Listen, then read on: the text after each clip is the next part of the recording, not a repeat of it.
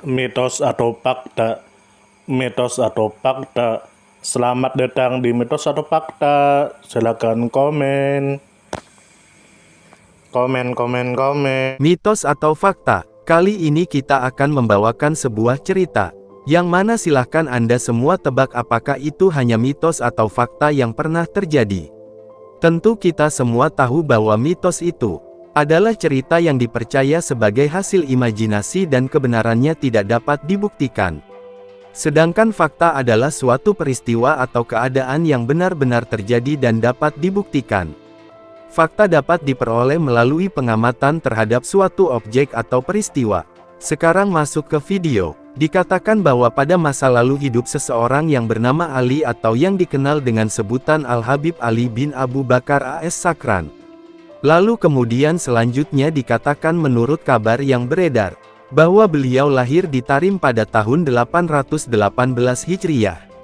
Lalu kemudian selanjutnya dikatakan menurut kabar yang beredar, bahwa beliau hafal Al-Quran dan membacanya mujawad dengan dua riwayat yaitu Abi Amru dan Nafi. Dan beliau hafal kitab Al-Hawi karangan Al-Quswani dan beliau juga seorang guru besar ilmu syariat.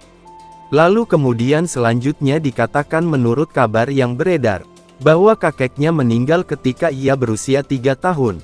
Ketika ibunya mengandung maka ayahnya Habib Abu Bakar Sakran memberitahukan kepada istrinya, bahwa anak yang dikandungnya mempunyai makam yang agung. Habib Abu Bakar Sakran berkata sesungguhnya ketika anakku sedang dalam kandungan telah terkumpul pada diri Ali dua jenis ilmu. Akan tetapi hal tersebut masih tersembunyi dan akan terlihat sebelum rambutnya memutih. Lalu kemudian selanjutnya dikatakan menurut kabar yang beredar, bahwa Habib Ali lahir berkata kakeknya Al-Muqaddam Sani Abdurrahman As-Sakaf. Sesungguhnya kelahiran anak Abu Bakar adalah kelahiran seorang sufi.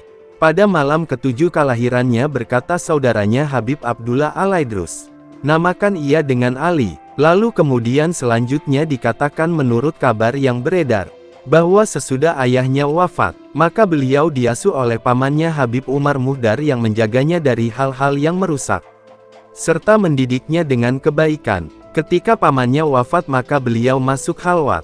Lalu kemudian selanjutnya dikatakan menurut kabar yang beredar, bahwa guru-guru beliau diantaranya 1. Habib Abu Bakar Sakran 2. Habib Umar Muhdar 3. Syekh Sa'ad bin Ali 4. Syekh Sondit 5. Muhammad bin Ali Sohib Aidit 6. Belajar fikih dan hadis kepada Al-Faqih Ahmad bin Muhammad Bafadal.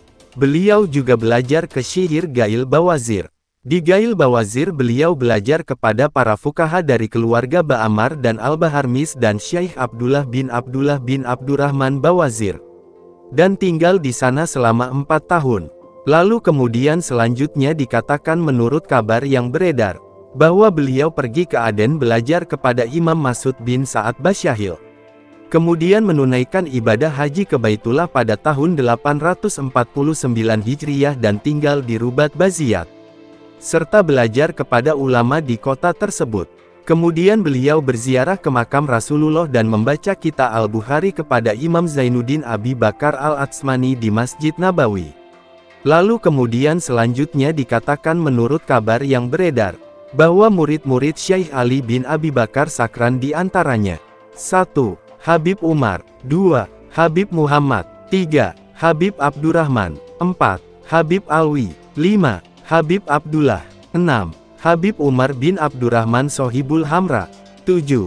Habib Abu Bakar Al-Adeni Al-Aidrus 8. Habib Muhammad bin Ahmad Bafadal 9. Syekh Kasim bin Muhammad bin Abdullah bin Syekh Abdullah Ali Raki 10. Syekh Muhammad bin Sahal Bakashir 11. Syekh Muhammad bin Abdurrahman Basuli.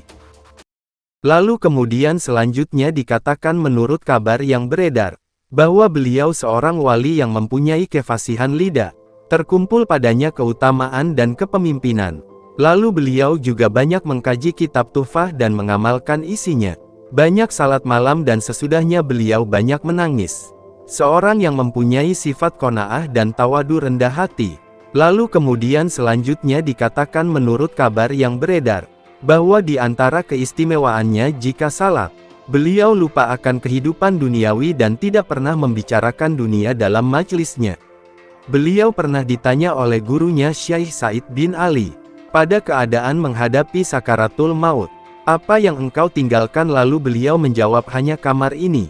Lalu kemudian selanjutnya dikatakan menurut kabar yang beredar, bahwa berkata saudaranya Abdullah Al-Aidrus, "Orang yang paling dekat hatinya kepada Allah adalah hati saudaraku Ali."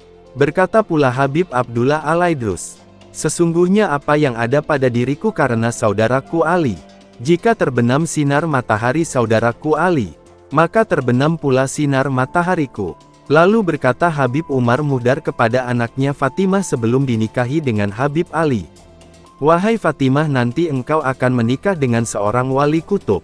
Lalu kemudian selanjutnya dikatakan menurut kabar yang beredar, bahwa Syekh Muhammad bin Hasan Jamalulail berkata, "Dalam salat aku berdoa kepada Allah agar diperlihatkan kepada seseorang yang mempunyai rahasia-rahasianya dalam zaman ini. Maka aku melihat dalam mimpiku seorang lelaki mengambil tanganku dan membawanya kepada Syekh Ali." Lalu kemudian selanjutnya dikatakan menurut kabar yang beredar, bahwa Habib Ali seorang yang berjalan di atas tarikah kefakiran yang hakiki. Dalam tawafnya beliau berdoa yang artinya, "Ya Allah, jadikanlah aku dalam keadaan setengah fakir." Beliau juga hafal Al-Quran dalam waktu 40 hari. Lalu kemudian selanjutnya dikatakan menurut kabar yang beredar, bahwa Habib Ali bin Abi Bakar sakran wafat pada hari Minggu, tanggal 12 bulan Muharram tahun 895 Hijriyah dalam usia 77 tahun. Keturunan beliau diantaranya adalah keluarga: 1. Al-Wahab, 2. Al-Musayyah, 3. Al-Umar Faqih, 4. Al-Bin Ahsan Banasan, 5. Al-Masyur, 6. Al-Zahir, 7. Al-Hadi, 8. Al-Sahabuddin. Lalu bagaimana menurut Anda semua? Apakah cerita di atas adalah mitos dan cerita sebelum tidur atau memang fakta yang pernah terjadi? Silahkan tulis di kolom komentar.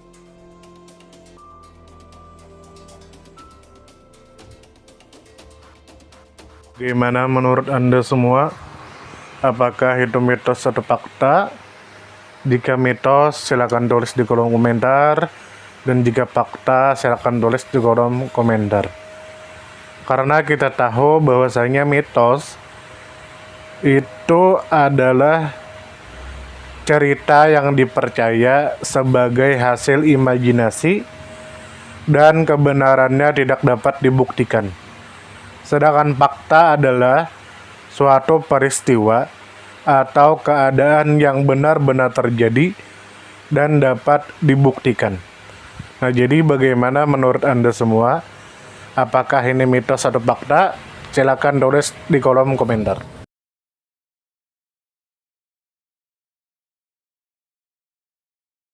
Tidur, tidur, tidur, tidur. Ayo kita tidur.